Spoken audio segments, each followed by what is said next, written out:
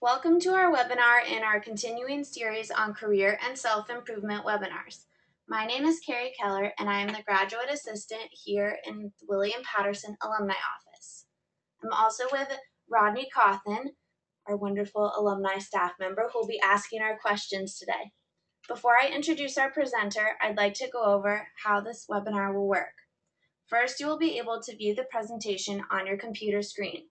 You will also be able to hear the presentation through your computer's audio system. Please remember to have your microphones muted so we can help reduce background noise and feedback interference. Please feel free to ask questions by typing them in. We will be monitoring your questions and stop occasionally to answer them. Any questions not answered during today's webinar will be addressed after the webinar is completed, and all attendees will receive a summary of the questions and answers along with a certificate of completion after the webinar is done. And now I'd like to introduce today's speaker. Deborah Sheffield is a senior academic advisor and career counselor at William Patterson University. She has been within the university exactly 8 years today. She has an undergraduate degree in communication and a master's in counseling. Before working at William Patterson, she was an MBA advisor at NJIT. She also resides in Wayne, so if you see her around town, be sure to stop and say hello. And now, without further ado, I would like to introduce Deborah Sheffield, presenting Career Truths and Major Myths. Thank you, Carrie. Thank you, Rodney. And hello to all of our webinar guests. And happy May to you. It looks like the rain is washing away and we are going to have some sunshine. So I'm very excited about that. I imagine all of you sitting at your desks eating your lunch. So I hope you're enjoying the nice weather as well. So again, my name is Debbie Sheffield. I'm a senior academic advisor and career counselor here at the Career Development Advisement Center at William Patterson University. And today I want to talk to you about career truths and major myths. So this webinar is going to be a little bit about William Patterson majors and the potential career paths that students might pursue with different majors and some of the myths about those career paths. So we're going to talk about that. When I like to talk about career truths and major myths, I like to envision you and your students sitting on a Sunday night at the dinner table, having a conversation about their college lives, their majors, career paths, and things like that.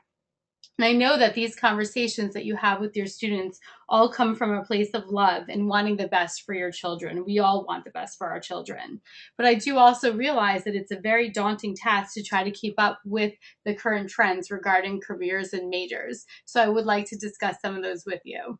So in my imagination of you around the dinner table with your students, it might begin like this. And here we have our dining room table. And something that you might be heard around the dinner table is a statement such as this: there's a teacher shortage and a nursing shortage. Therefore, those might be the best majors to pick. We hear a lot of students coming in with the career paths in mind because they believe there's a shortage in certain areas. And certainly there was a teacher shortage a few years ago, as well as nursing shortage, because we do work with employers in our office. However, as we know that these things cycle in and cycle out, and actually currently there's only a teacher shortage in certain critical areas, such as chemistry and special education. And our nursing majors aren't finding that they're getting jobs as easily as they were in the past in terms of if they want to work in a hospital or a pediatric care unit or something like that. So while there is a need, sometimes it doesn't have to do with this particular area. Sometimes it may be in other areas of the country. So some facts are sort of cyclical. So they come in and out of existence, and sometimes they're facts a few years ago, but they may not be facts currently. So moving on to the next course, we are on to our salad course.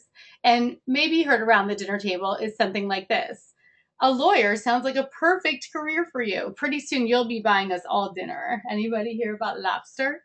But certainly lawyers could certainly make a good amount of money. But it's very important for students to be educated about what it takes to become a lawyer or enter any lucrative career that you might think of: doctor, lawyer, and so on and so forth. So some things that students have to be aware of if this is their career goal is some of what's required to go to law school. For instance, they have to do very well on the LSAT exam, which is a very difficult exam. So you have to be a very good standardized test taker. And there's a lot to think about with law school. It's very expensive, so there's a lot of loans to pay back. And they have to understand that a law career may not be what they necessarily see on TV.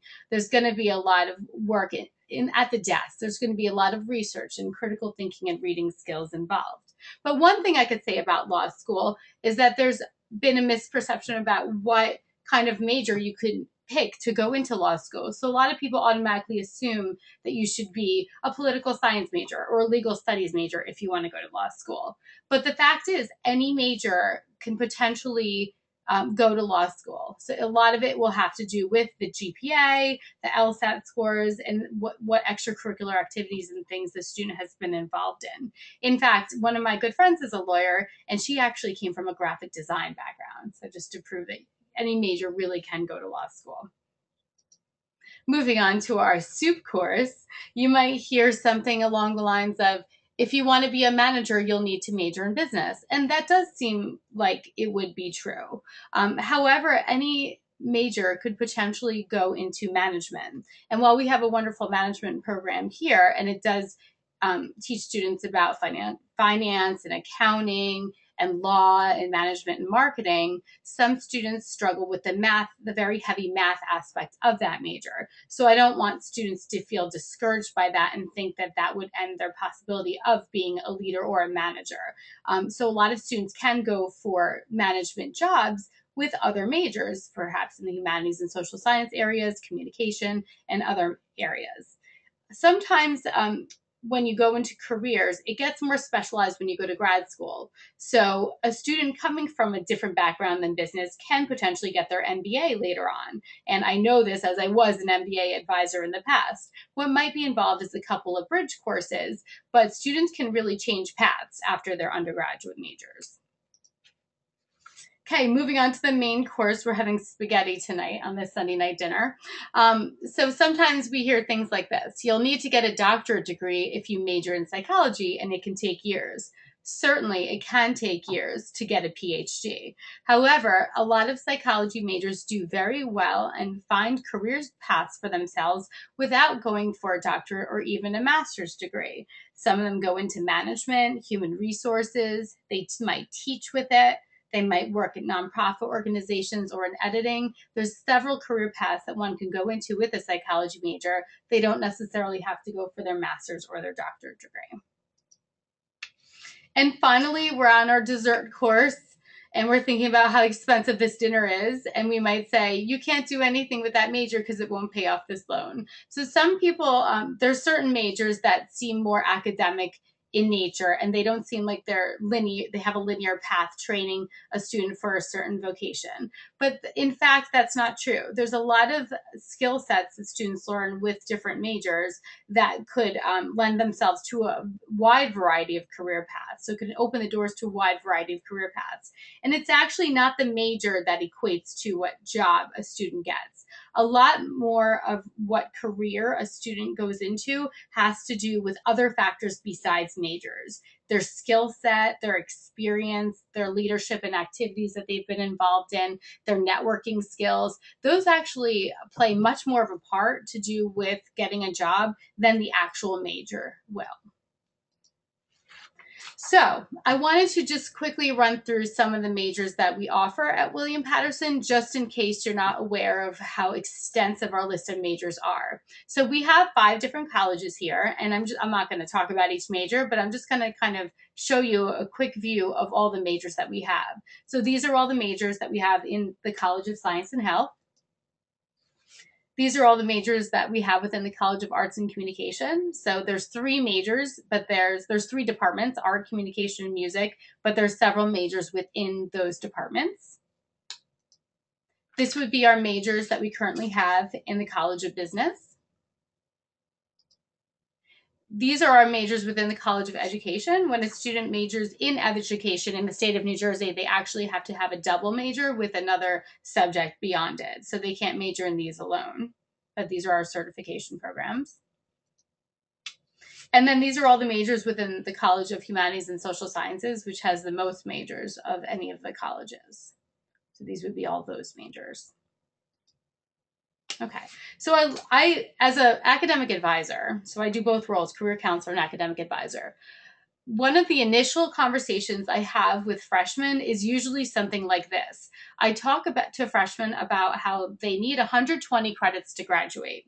And I say there's 1,200 possibilities. Maybe there's not 1,200, but there's a lot of different possibilities on how they can create their 120 credits to graduate and still finish in 4 years. So in the anatomy of a 120 credit degree, one part that students have to fulfill, which is very useful to them, is the university core requirements. And that gives them expertise in different areas: humanities and social sciences, arts and communication classes, personal well-being, writing, literature classes, a science, a math. It's going to give them some classes in every area. So they'll start to explore different majors and learn about them. And even if your student came in with a major, that major plus UCC is probably not going to get them all the way to 120 credits, with a few exceptions. So eventually your student is going to have to do something to fill up those 120 credits. And it looks better to employers if they do something in a certain area. For example, students who are majoring in a 30 to 40 credit major, such as those in the humanities and social sciences and arts and communication, can easily pick up a double major, which looks fantastic on to employers if they have two majors. It just shows they're really well-rounded. A student, like I said before, as they're an education major, they have to pick another major to go with it. Students can pick up a major and then one or even two minors, because minors are 18 credits. And a minor could be in an area completely different than a student's major. So a student could perhaps major in, for example, in business management, and perhaps they always liked geography. So maybe they're going to pick a minor in geography just to explore that topic more. And while it might not on the front seem like it's related to an employer, that shows that the student is well-rounded, and it's just another point of conversation to have with them and an interest area to talk about. So talk to your students about the fact that they need 120 credits and that there's several ways to go about that. And as advisors, we can also talk to them regarding that. So let's talk about today's college student. What does today's college student look like as they enter the workforce? So one thing about today's college student in 2014 is that they are going to be career changers. So gone are the days where people pick one, or students pick one major and then they go to one career and that's the career path they stay with for life. And probably a lot of you as parents have also changed your career a number of times, but it happens more and more, and it's okay and it's expected.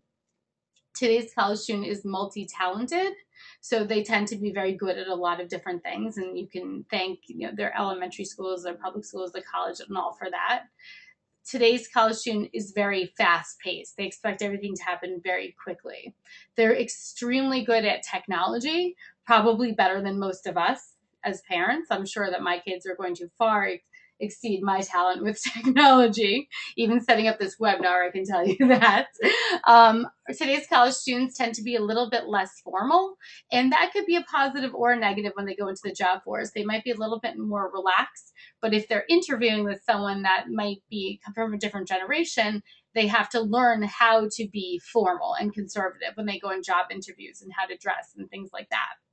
Today's college students, they expect results right away. And that's very hard because a typical job search can take a number of months. So it's very frustrating to students if they find that they graduate and it does take a while to get a job, their first job.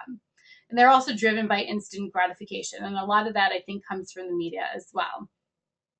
We have today's college students tend to be media inspired.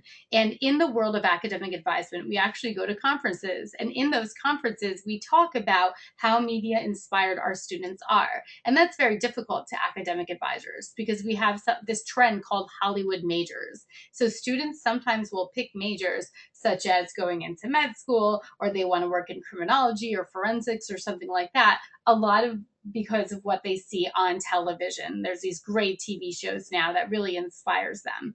However, we have to work as parents and as academic advisors together to talk about what we see on TV and in movies isn't necessarily reflective of the real life career. So it's important to do research, perhaps job shadowing and informational interviews to really understand what those majors entail or what those jobs entail. Our college students live publicly, and this could be a benefit or a detriment to them. So they tend to be on Facebook and Instagram and Twitter, and hopefully they're going to get on LinkedIn because that's professional networking. The thing that's positive about that is networking is by far always been the number one way to get a job. Networking used to mean going to events, dressing in suits, shaking hands, and things like that.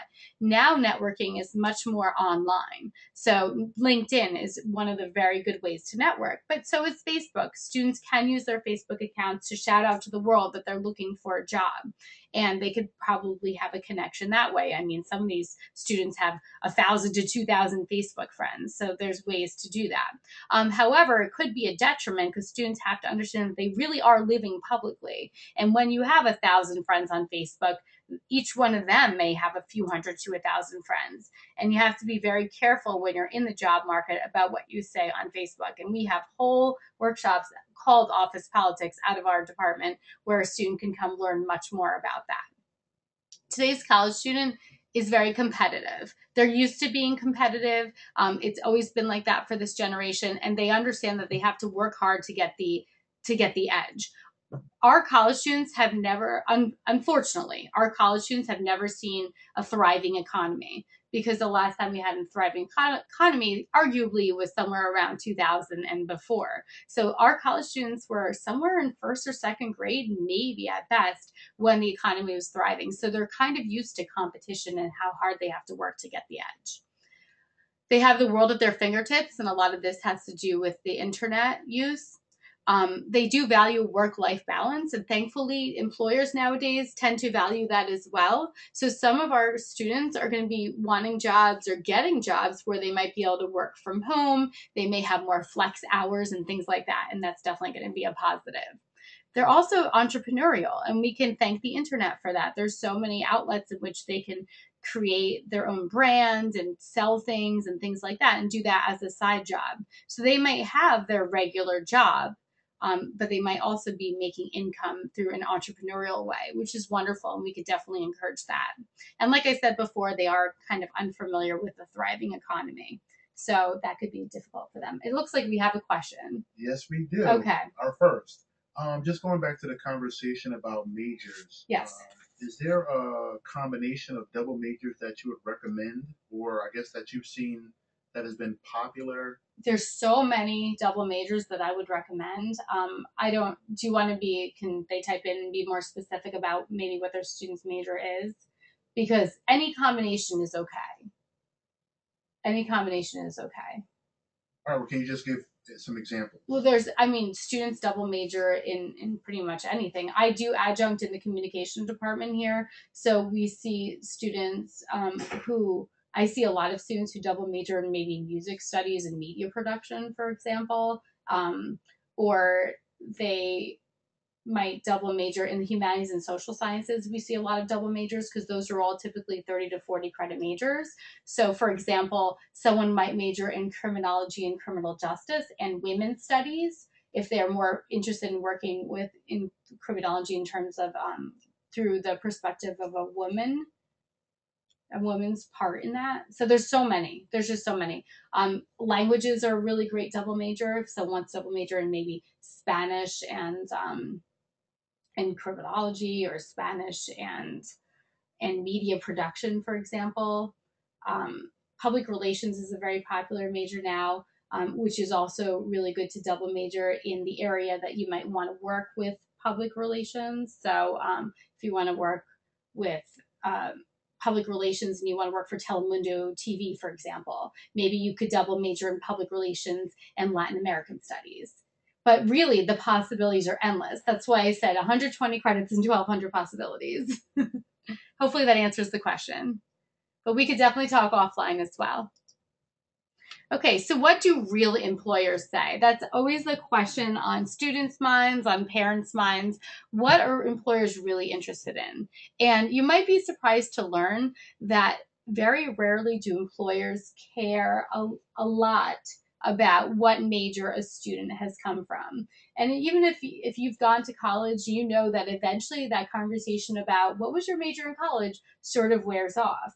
as everyone kind of works in a company for a common goal, they may not talk about their undergraduate majors. And you may think in your own life that you have colleagues that come from a wide variety of majors. In my department, for example, at William Patterson, we have a wide variety of people coming from different undergraduate majors, anything from communication to German studies, for example.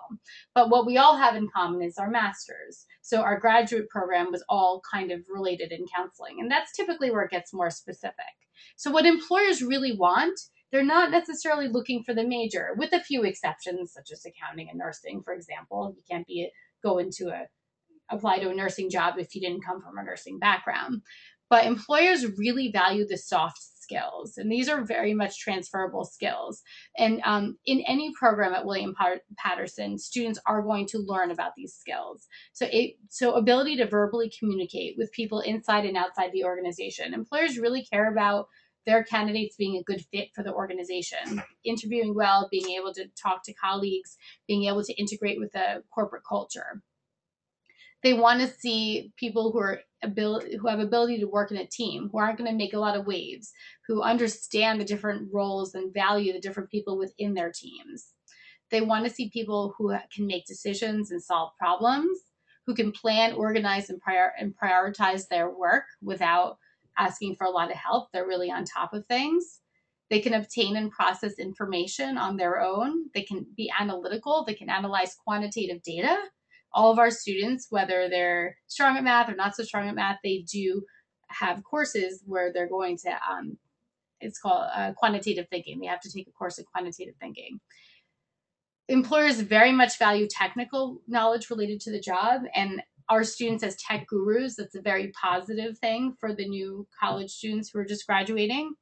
Proficiency with computer software programs, ability to create and edit written reports, so writing skills are of the utmost importance. All of our students have to take 4 classes that are writing intensive, so that can definitely help with writing skills, and the ability to sell or influence others. So that goes along with strong communication skills. These are coming right from employers, and this is actually taken from the National Association of Colleges and Employers, and our department belongs to that organization, and it kind of marries college career center professionals with employers who hire college students who are graduating. So that's where the information is coming from. Just to further emphasize that point that employers are open to all majors, this is a list. I'm going to click on this, and we're going to go over here. And, oops, how am I going to scroll down? It's hiding the scroll bar here. Oh, there we go. So this is a list of who came to the William Patterson Job Fair this year, and this happened in March. And as you can see, here are some of our employers that came to our job fair, and this is the major they were seeking. So the middle column is the major, the last column is the position. The vast majority of the employers that came to our job fair were open to all majors. So where you might expect them to only be looking for business or communication, they were open to all majors. So they really care a lot more about the person, the skill set, the experience they bring than the actual major. And you can see the vast majority were open to all majors. So what can you do as parents to help inspire success? Obviously, as academic advisors, we're also going to help inspire success. And here's how you could do that at the dinner table next Sunday night dinner. One is to encourage volunteering and getting involved in clubs and organizations. It's really important to employers that students are leaders and that they're involved on campus and off campus, either with volunteer work, clubs, organizations. Continue to motivate your students to get involved. Discuss with your students the importance of practical experience, especially internships. Internships are students who are actually working, hopefully for some small salary, but hopefully it's a paid internship, but at a company, and they're learning the ins and outs of it. And it's sort of an audition for a potential job. It's the best way to perhaps get an entry-level job in that company. But if a student can't do an internship because they hold a part-time job, for example, or if it's an unpaid internship and a student can't accept that, then try to encourage a student to get a relevant part-time job. For example, if your student is in the education program and they're waiting tables right now, maybe the best part-time job for them might be to work at an after-school program or to work at a camp or something that has to do with working with children. So that is also very impressive to employers, about equally as internships. Discuss with your student how to network in a modern world. So networking in a modern world does involve having your student create a LinkedIn account so they could do professional networking.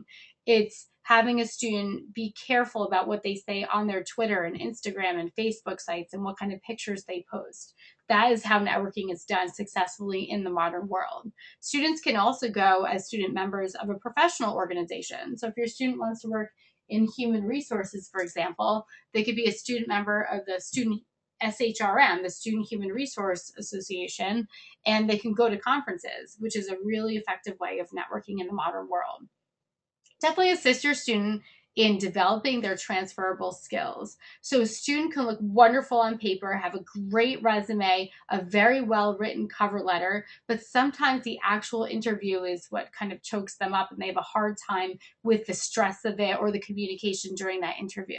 The Career Development and Advisement Center does offer mock interviews with students, and you might want to help to facilitate the conversation and what an interview looks like and help your student become comfortable with how to go on an interview, because that is really the audition for the job. To learn more about different career paths and majors, you can go to ONET online, and we are going to have this posted later, so you'll be able to go to this, and the Occupational Outlook Handbook. The Occupational Outlook Handbook is put out by the Department of Labor, and it talks about all different occupations that students can go into and what salary, the salary outlook for those occupations, what the day-to-day is like, what majors are sought, and some other links to other information or similar occupations. So read these websites with your students and help to understand and become better educated about the multitude of careers that are out there. Also, make sure you refer your loved one to our office, the Career Development and Advisement Center, for assistance and support. And to read our website. And please start early. Start this freshman year if you can. So just to emphasize that employers really are looking for students who have some form of relevant work experience. This is the most important thing, much more important than their major.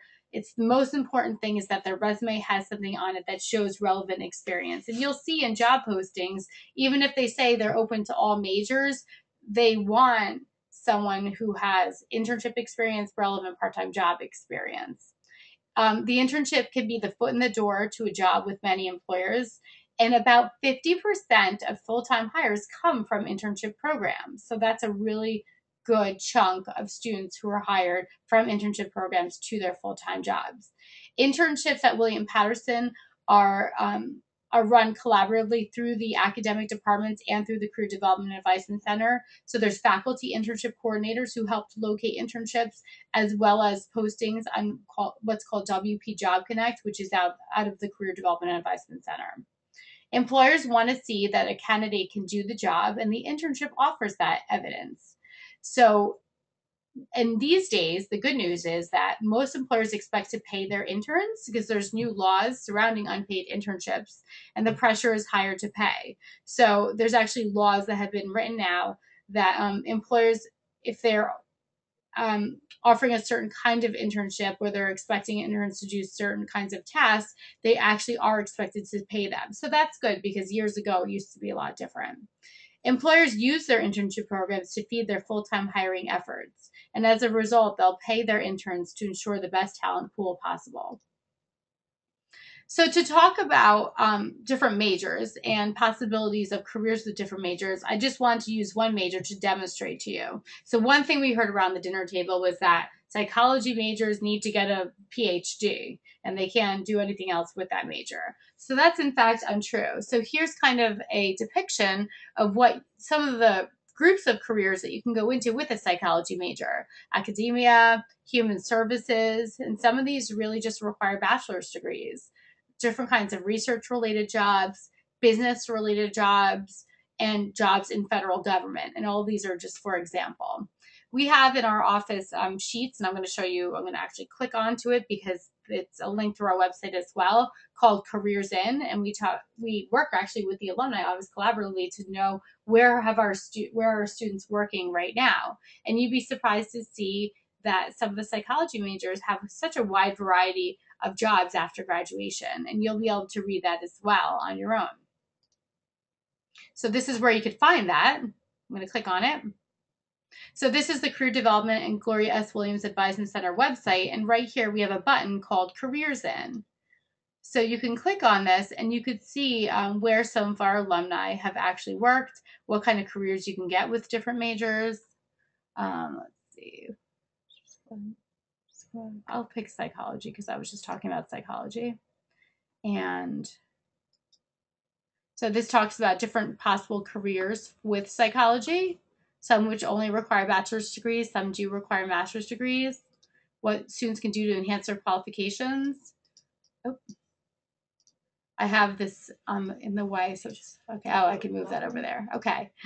And we have printouts in the Career Development Advisement Center that actually show what our alumni have done with psychology majors. So encourage your student to come to the Career Development Advisement Center in Student Center 301 to find out what some of the alumni have done with their majors. So what else can we do for your loved ones? So we know what kind of conversations we hope to encourage you to have with your students moving forward, but what can career counselors and academic advisors do for your students? One is that they can offer career and major path guidance. So we could discuss the different career paths that are possible with different majors for your students. What can you do with that major? We offer career interest inventories for students. That they could take, for example, there's something called a Focus 2 that they can take online and learn about what careers might be good possibilities for them given their skill set, their interests, their values. We offer resume help when a student's ready to start applying for those internships and jobs. We do mock interviews with students and offer interview skills tips through workshops and in-person mock interviews. We help with job search itself by holding job fairs. We have our WP Job Connect site where they can post resumes and look for jobs through there.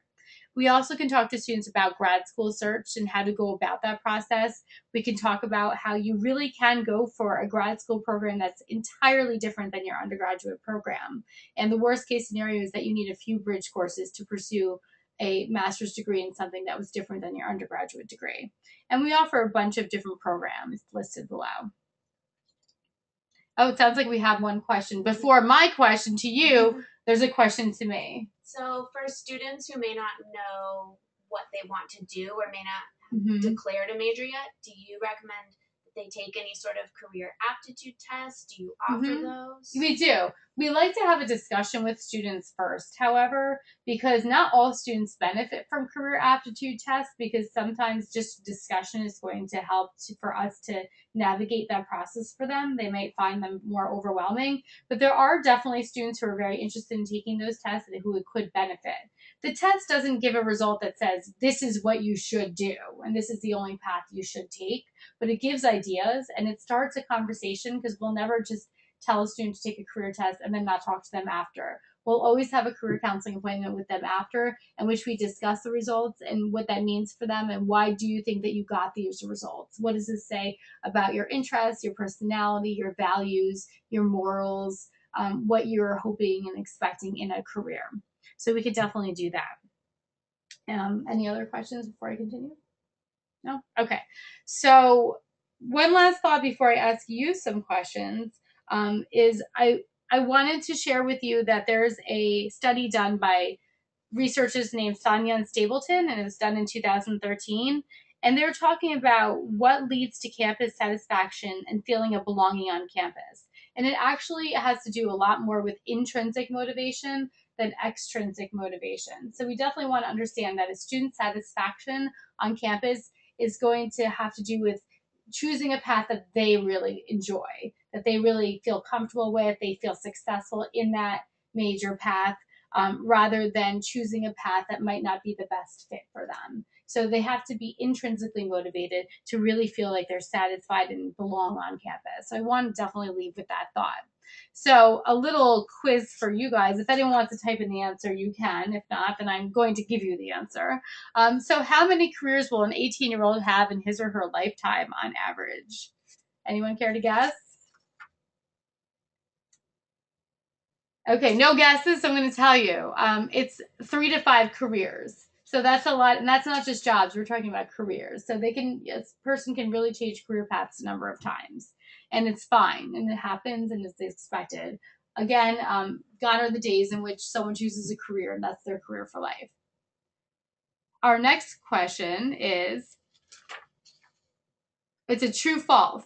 To get into law school, you must be a political science major. I think I answered this before. Oh, do we have another question? We do, but you can go ahead and answer yours. Okay. Did anyone have a guess? If you were listening, I think I answered this before. Well, this is false. False. Someone answered false, and that's correct. A variety of majors are acceptable. English, psychology, sociology, history, philosophy, for example. It could be really any major. Again, a lot of that is going to depend on the LSAT score and the undergraduate GPA and the different kind of leaderships and things that the student's been involved in, and even their interview to go to law school. So it has to do with a lot of other factors, the last being the major, the least of which. Mm-hmm. Okay, another question. Okay. How do you guide a student who keeps changing his or her mind about their major? Well, we have a discussion about where's this coming from, and we will talk to students about what's the reason, why did you choose the first major that you went into? And sometimes we'll see kind of a connection. And sometimes students choose majors because they're choosing what they think they should choose or where they think there is a shortage of jobs. And then you could almost see the struggle with some students that they're trying to choose what they think is right and what's going to get them into a career path. However, their love in their heart has to do elsewhere with a different major. So sometimes you could sort of see that struggles as students keep kind of changing majors. And we do have some students that change majors all the time. The good news is it's possible to pursue a major and a minor. So sometimes we talk about, how about you've taken some classes in this particular major before you change your mind? Would you be interested in making that into a minor because it's only 18 credits? So with a student like that, we're really going to discuss what are your values, where do you see yourself in the future, what classes have clicked with you. Sometimes students change their majors because they had a bad experience with maybe one class in that major, and we'll have a discussion with them about you're going to encounter many people in your lives. You're going to have many different types of professors. You're not always going to have classes 100% of the time where you feel comfortable. So we talk about the positives of kind of getting out of their comfort level and how a challenge could be something positive in their future.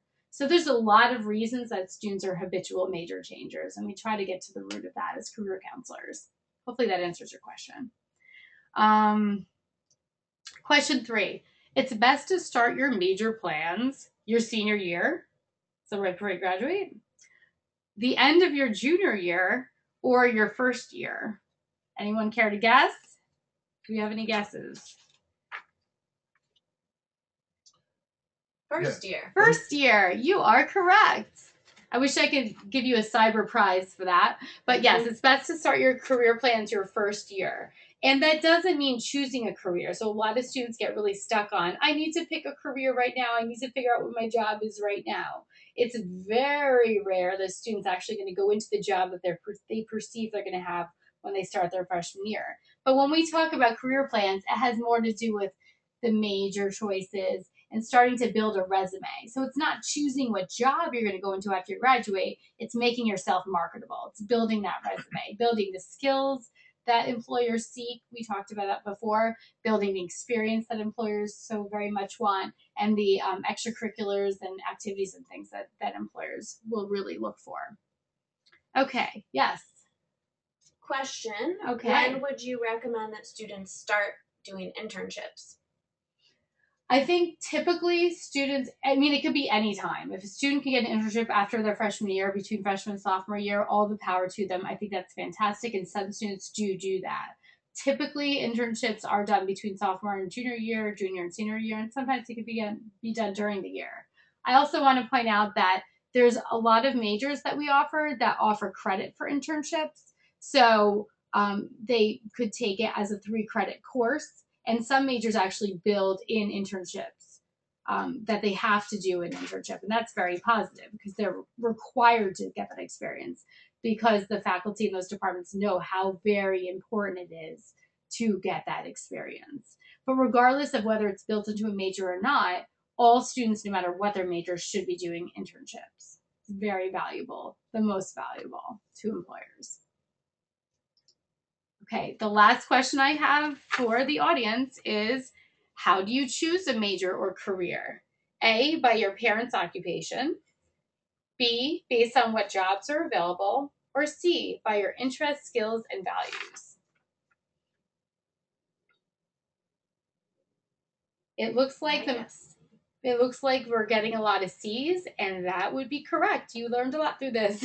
So definitely by skills, interests, and values, understanding that job availability and what's hot now is not going to necessarily be hot by the time your student graduates. So things change all the time. There's a lot of careers out there that don't even exist yet that your students might hold. For example, a corporate blogger. That job didn't exist maybe even 5-10 years ago. And that's a very popular job right now, corporate blogger. So there's a lot of jobs that haven't even been invented yet that your students might hold in the future. So it's really hard to predict what jobs are hot, right now. It may change in 3 or 4 years. So make sure that your student just chooses something that they feel they'll be successful in, that will add to their campus satisfaction, that they have intrinsic motivation in, and the career path will follow. Any other questions? Do you have any recommendations for where a student might look, or do you offer any support for students who are looking to be entrepreneurs and maybe start their own business? I know that there are offerings through the Continuing Professional Education Office about being an entrepreneur. So they definitely offer them. Our department doesn't necessarily offer workshops for entrepreneurs, but I have seen that offered on this campus. I think it's more through the office called the Continuing Professional Education Office. Yes. I think that's it. Well, thank you very much for attending, and thank you for being a part of the Parent Association and taking such a strong interest in your students' major and career paths. I appreciate you attending. So on behalf of the alumni office, we'd very much like to thank Deborah for being here today and presenting and sharing your knowledge and information with us. And we'd also, of course, like to thank all of you again for attending. And if you would like to be more involved with our Parents Association here at William Patterson, please do go ahead and contact Rodney, as he is the coordinator of parent programs. And you can go ahead and send him an email at parents@wpunj.edu. And again, we will be sending out a follow-up email with a summary of the questions and answers, Deborah's presentation, and then again, it will also have Rodney's contact email in that if you would like to be more involved. So thank you again, and we hope to see you at more webinars in the near future.